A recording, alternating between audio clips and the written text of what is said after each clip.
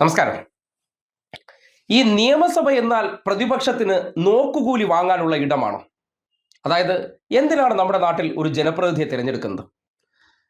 ഓരോ മണ്ഡലങ്ങൾ, അതായത് 140 മണ്ഡലങ്ങളുണ്ട്.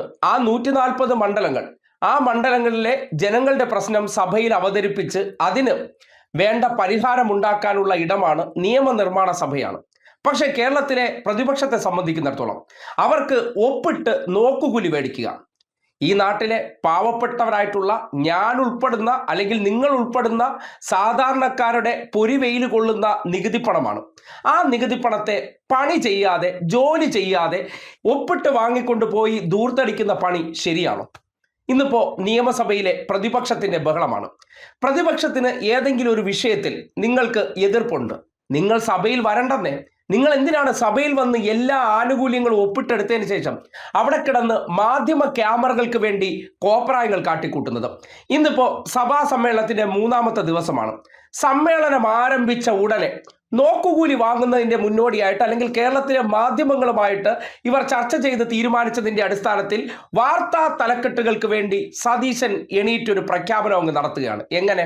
വെറുതെ ഓസിനല്ല, ഈ നാട്ടിലെ ജനങ്ങളുടെ നികുതിപ്പണം ഏകദേശം 3 ദിവസം കൊണ്ട് 10,000 രൂപ സതീശൻ വാങ്ങി പോക്കറ്റിലിട്ടതിന് ശേഷം ഒരു ഉളുപ്പുമില്ലാതെ ഈ നാട്ടിലെ ജനങ്ങളുടെ ഒരു പ്രശ്നവും അവതരിപ്പിക്കാനില്ലാതെ അദ്ദേഹം എണീറ്റ് നിന്ന് പറഞ്ഞ കാര്യം ഒന്ന് കേട്ടെ. നിയമസഭാ നടപടികൾ അവസാന സമയത്ത് ഞങ്ങൾ സമീപിക്കുകയുണ്ടായി. ഞങ്ങൾ മുന്നോട്ട് വെച്ച ആശയം ശബരിമല സ്വർണ്ണക്കൊള്ളയുമായി ബന്ധപ്പെട്ട് ബഹുമാനപ്പെട്ട ദേവസ്വം മന്ത്രി ശ്രീ വാസവൻ അദ്ദേഹം രാജിവെക്കണമെന്നും ദേവസ്വം ബോർഡ് പ്രസിഡന്റിനെ പുറത്താക്കണമെന്നുമായിരുന്നു. സാർ, ഇന്ന് ഞങ്ങൾ ആ ആവശ്യത്തിൽ ഉറച്ചു നിൽക്കുകയാണ്. ദേവസ്വം മന്ത്രി, കാരണം 2024-25 കാലത്ത് ഗുരുതരമായ ക്രമക്കേടുകൾ ഹൈക്കോടതി കണ്ടെത്തിയ സാഹചര്യത്തിൽ അതിൻ്റെ ഉത്തരവാദിത്വം ഏറ്റെടുത്തുകൊണ്ട് ബഹുമാനപ്പെട്ട ദേവസ്വം മന്ത്രി രാജിവെക്കണമെന്നും SITയുടെ മീതെ മുഖ്യമന്ത്രിയുടെ ഓഫീസിന്മേലുള്ള സമ്മർദ്ദം അവസാനിപ്പിക്കണം എന്നാവശ്യപ്പെട്ടുകൊണ്ട് ഞങ്ങൾ സമരത്തിലാണ് എന്ന വിവരം ഞങ്ങൾ അങ്ങയെ അറിയിക്കുന്നു. സാർ, ഞങ്ങൾക്ക് സഭാ നടപടികളുമായി ഞങ്ങൾക്ക് സഹകരിക്കാൻ ബുദ്ധിമുട്ടുണ്ട്. വളരെ ഗുരുതരമായ ഈ ഒരു വിഷയത്തിൽ ഞങ്ങൾ സമരത്തിലാണ് എന്ന് അങ്ങയെ അറിയിക്കുന്നു. ബഹുമാനപ്പെട്ട പാർലമെന്റ് മിനിസ്റ്റർ, കേട്ടല്ലോ. ഞങ്ങൾ കഴിഞ്ഞ സഭാ സമ്മേളനം തൊട്ട് ശബരിമല വിഷയവുമായി ബന്ധപ്പെട്ട സമരത്തിലാണത്രേ. എങ്കിൽ നിങ്ങൾ എന്തിനാണ് ഈ സഭാ സമ്മേളനത്തിന് ഇങ്ങോട്ട് വന്നത്? വരാതിരുന്നൂടായിരുന്നു? വന്ന് ആനുകൂല്യങ്ങളെല്ലാം ഞങ്ങൾക്ക് വേണം, അതിനുശേഷം ആനുകൂല്യങ്ങൾ മേടിച്ചുകൊണ്ട് കേരളത്തിലെ മാധ്യമങ്ങൾക്ക്, വാർത്തകൾക്ക് വേണ്ടിയും ഞങ്ങൾക്ക് പ്രതികരിക്കാൻ വേണ്ടി കുറച്ച് സീൻ അവിടെ ഉണ്ടാക്കണം. അത് ഞങ്ങൾ ചെയ്തു. അത് ചെയ്തതിന് ശേഷം നികുതിപ്പണം ഒരു പണിയും എടുക്കാതെ ഈ നാട്ടിലെ ജനങ്ങൾ തിരഞ്ഞെടുത്തയച്ചവർ, ആ തിരഞ്ഞെടുത്തവർ കഷ്ടപ്പെട്ട് അധ്വാനിക്കുന്നതിൻ്റെ ഒരു വിഹിതം അത് 10,000 ഇങ്ങനെ വാങ്ങി പോക്കറ്റിൽ ഇട്ടതിന് ശേഷം ഞങ്ങൾ സഭാ സമ്മേളനത്തിൽ കിടന്ന് ക്യാമറ ഷോകൾ കാണിക്കുന്നുണ്ടെങ്കിൽ ശരിയായ പ്രവർത്തനമാണോ? നിങ്ങൾക്ക് ശബരിമലയുമായി ബന്ധപ്പെട്ട് വിഷയമുണ്ട്, അടിയന്തര പ്രമേയം അവതരിപ്പിക്കാം. ആ വിഷയവുമായി ബന്ധപ്പെട്ട് നിങ്ങൾക്ക് ഭരണപക്ഷത്തുള്ളവർ ചെയ്ത തെറ്റിനെ ജനങ്ങളുടെ മുന്നിൽ തുറന്നു കാട്ടാം. എല്ലാ കാലത്തും ഇനി വരുന്ന തലമുറയ്ക്ക് പോലും സഭയുടെ രേഖയിൽ ഈ സർക്കാർ സ്വർണ്ണക്കടത്തുമായി ബന്ധപ്പെട്ട് ചെയ്ത പ്രവർത്തനങ്ങൾ ഈ സഭ ചർച്ച ചെയ്തത് ജനം അറിയുകയും ചെയ്യും. ഇതിപ്പോ ചാനലുകളിൽ വാർത്ത വരും, ഇതോടുകൂടി ഇതങ്ങ് അവസാനിക്കും. ഒരു കാലത്തും ഒരു മനുഷ്യർക്കും എന്താണ് ഈ സർക്കാരിന്റെ അവസാന കാലഘട്ടത്തിലെ നിയമസഭയിൽ നടന്ന ചർച്ചയെന്ന് അറിയാൻ പാടില്ല. അങ്ങനെ അറിയാൻ പാടില്ലെങ്കിൽ അതിന്റെ ഉദ്ദേശം എന്തായിരിക്കും? ഒറ്റ കാര്യമേ ഉള്ളൂ, സത്യങ്ങളൊന്നും പുറത്തേക്ക് വരരുത്. ഞങ്ങളും മാധ്യമങ്ങളും തമ്മിൽ സൃഷ്ടിക്കുന്ന നുണകൾ അതുമാത്രമേ ജനങ്ങളുടെ മുന്നിൽ ഉണ്ടാകാൻ പാടുള്ളൂ.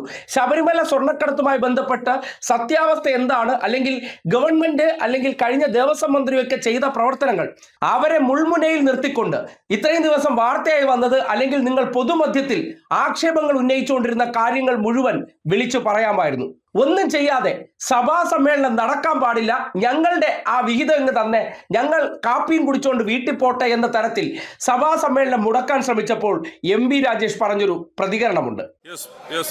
പ്രതിപക്ഷത്തിനുള്ള അവകാശമാണ് റൂൾ 50 പ്രകാരം അടിയന്തര പ്രമേയം കൊണ്ടുവരാനുള്ളത്. ആ അവകാശം ഉപയോഗിക്കാൻ ഭയപ്പെട്ട പ്രതിപക്ഷം പാർലമെന്റേതരമായിട്ടുള്ള നടപടികളാണ് ഇപ്പോൾ സ്വീകരിച്ചുകൊണ്ടിരിക്കുന്നത്. സർ, ചരിത്രത്തിൽ അത്യപൂർവമായിട്ട് ഒരു പ്രതിപക്ഷം അടിയന്തര പ്രമേയത്തിനുള്ള അവകാശം വിനിയോഗിക്കാതിരുന്നിട്ടുള്ളൂ. അതിനുള്ള ധൈര്യം ഈ പ്രതിപക്ഷത്തിനില്ല. അടിയന്തര പ്രമേയ നോട്ടീസ് കൊണ്ടുവന്നാൽ ചർച്ച ചെയ്യുമെന്ന ഭയമാണ്. ആ ചർച്ച ഒഴിവാക്കാൻ വേണ്ടിയാണ് വെള്ളിലേക്ക് ഇറക്കിയിട്ടുള്ളത്, പ്ലക്കാർഡുമായിട്ട് നാടകത്തിന് ഇറക്കിയിട്ടുള്ളത്. ഇത് ഈ നാട് മുഴുവൻ കാണും. ആത്മവിശ്വാസവും ധൈര്യവും ഉണ്ടെങ്കിൽ റൂൾ 50 പ്രകാരം ചർച്ചയ്ക്ക് തയ്യാറാവുകയല്ലേ ചെയ്യേണ്ടത്? ചർച്ച ഈ സന്ദർഭത്തിൽ നടത്തിയപ്പോഴെല്ലാം പ്രതിപക്ഷത്തിന് ഒളിച്ചോടേണ്ടി വന്നിട്ടുണ്ട്, ഇറങ്ങി ഓടേണ്ടി വന്നിട്ടുണ്ട് ഈ സഭയിൽ നിന്ന് എന്നുള്ളതാണ് അനുഭവം.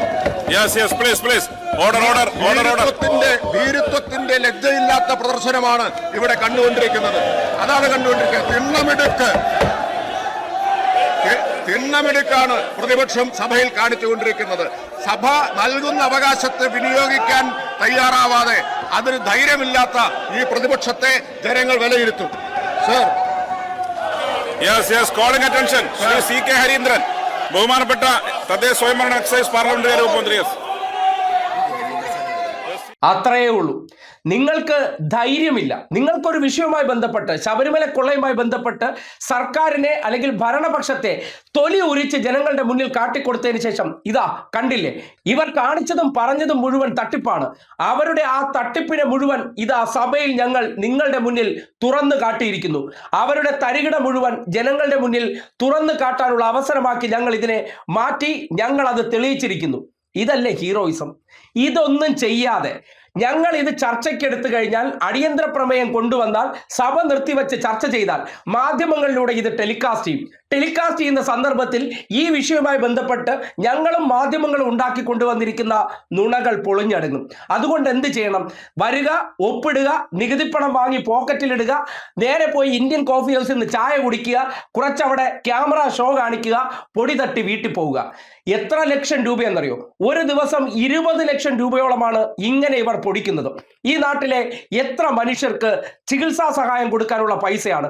പ്രതിപക്ഷത്തുള്ളവർ അന്തസ്സുണ്ടെങ്കിൽ ആ പണമെടുത്ത് ഈ നാട്ടിലെ പാവപ്പെട്ടവർക്ക്, അല്ലെങ്കിൽ ഞങ്ങൾക്ക് നികുതി പണത്തിൽ നിന്നുള്ള അലവൻസ് വേണ്ട ആ പണം ഈ നാട്ടിലെ സാധാരണക്കാർക്ക് ചികിത്സാ ചെലവിനോ അവരുടെ എന്തെങ്കിലും ആവശ്യങ്ങൾക്ക് കൊടുക്കണമെന്ന് പറയാതെ വാങ്ങി പോക്കറ്റിലിട്ട് ചെയ്യുന്ന ഈ പ്രവർത്തനത്തെക്കുറിച്ച് നിങ്ങൾ ആലോചിച്ച് നോക്കൂ.